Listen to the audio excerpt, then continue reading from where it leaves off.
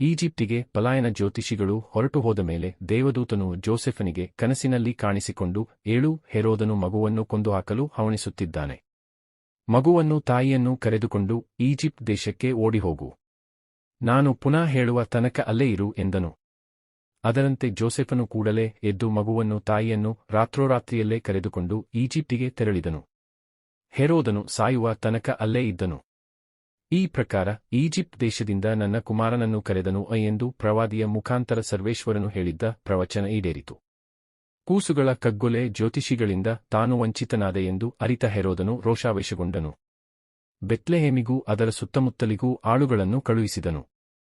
ತಾನು ಜ್ಯೋತಿಷಿಗಳಿಂದ ತಿಳಿದುಕೊಂಡಿದ್ದ ಕಾಲದ ಆಧಾರದ ಮೇಲೆ ಅಲ್ಲಿದ್ದ 2 ವರ್ಷಗಳಿಗೆ ಮೀರದ ಎಲ್ಲಾ ಗಂಡುಮಕ್ಕಳನ್ನು ಕೊಂದು ಹಾಕಿಸಿದನು.